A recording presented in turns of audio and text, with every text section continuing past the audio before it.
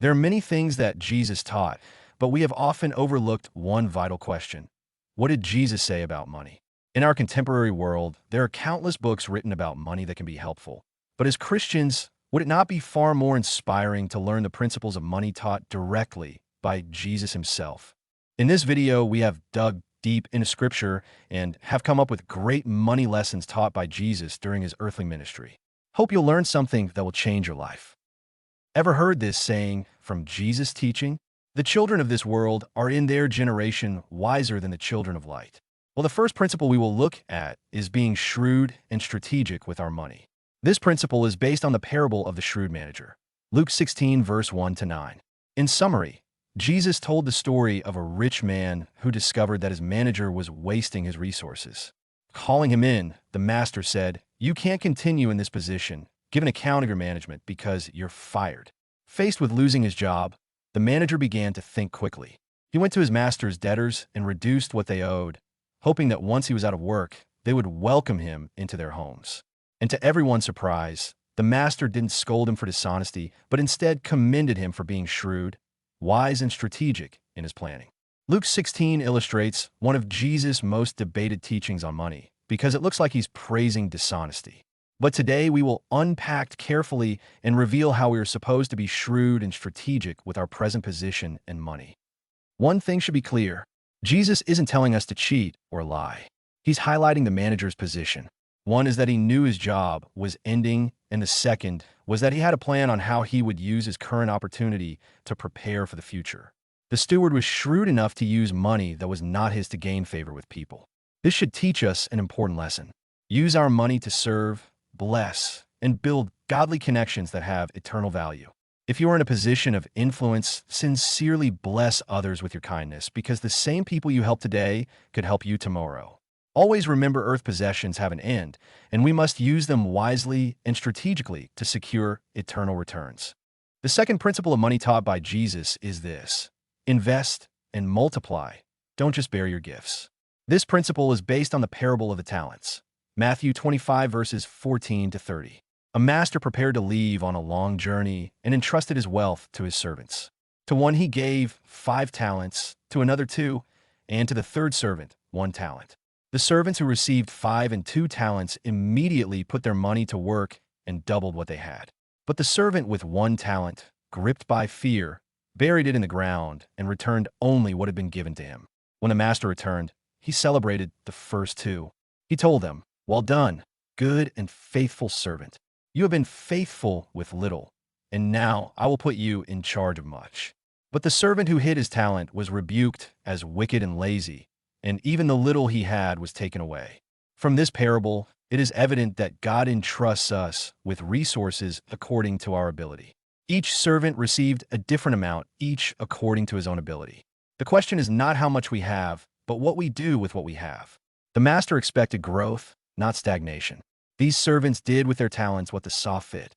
2 of them traded with their talents and earned more talents. Perhaps they loaned the money at interest, or perhaps they bought things and sold them for more money, or they used the money to learn a skill that helped them earn more. The master never bothered with how each of them multiplied their money. The important thing was this: use what you have to gain more as long as it is not against biblical standards. The interesting thing about these 2 servants was that they both received the same reward, even though one was given 5 talents and the other was given 2 talents. Every time we multiply what has been given to us, it is the proof of faithful stewardship. If God gives you money, skills, or opportunities, he expects them to produce fruit.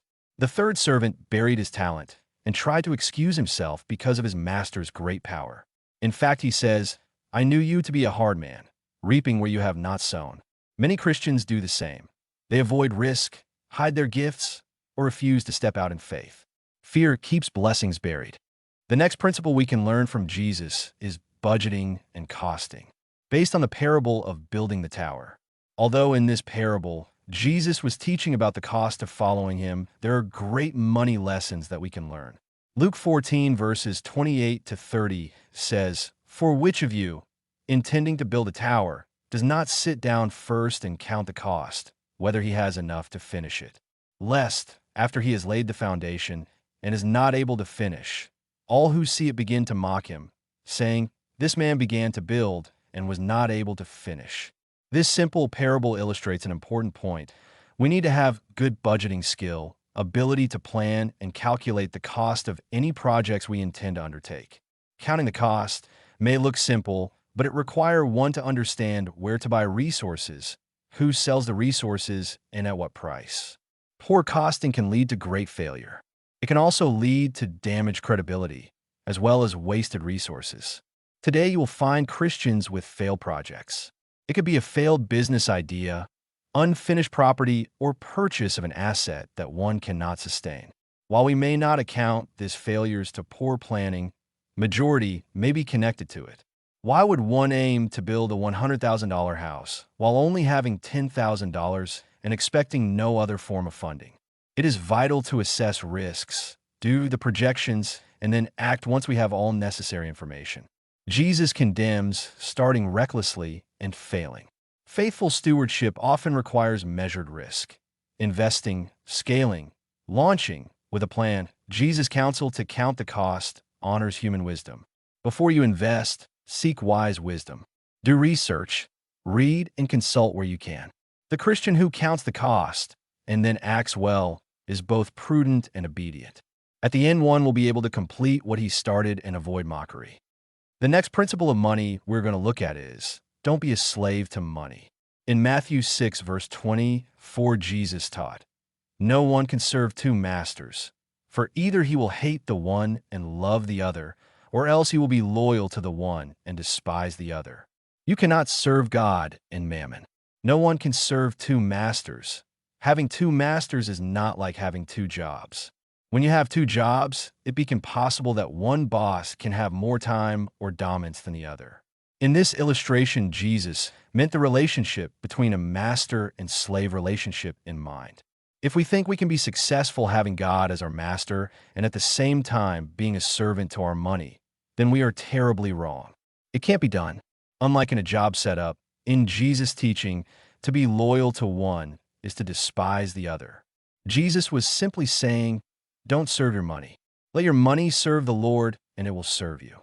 Money has a magnetic pull. It can compete with God for control of your heart. If money becomes the driver of all your decisions, God's voice gets silenced. When money becomes your servant, you will do anything to have it. Corruption, dishonesty, or exploitation become part of who you are. You use people and value them based on how much they have or based on what you can get from them. Money is prioritized above righteousness. Jesus doesn't condemn wealth. He condemns slavery to it. The principle is freedom. When God is the master, money becomes a servant that works for kingdom purposes. But if money is the master, you become its servant, trapped in endless chasing and never at peace. We must remember that we don't have to be rich to serve mammon. The poor can be just as greedy and covetous as the rich can be. Another important money principle that we will look at is how generosity opens doors for more riches. Luke 6, verse 38 says, "Give, and it will be given to you. A good measure, pressed down, shaken together, and running over, will be poured to you. For with the measure you use, it will be measured to you." Jesus taught the principle in the kingdom economy. When it comes to generosity with material resources, no one can ever outgive God. In the world's economy, wealth grows by keeping more. But in God's kingdom, wealth grows by giving more. Jesus flips the logic. Give, and it will be given to you. Generosity is not loss. It is planting. Like a farmer who puts seed into the ground, the giver understands that sowing is the path to increase. Which of these principles do you find intriguing? Hope the video has given you an understanding into how Jesus would have wanted us to handle our money today.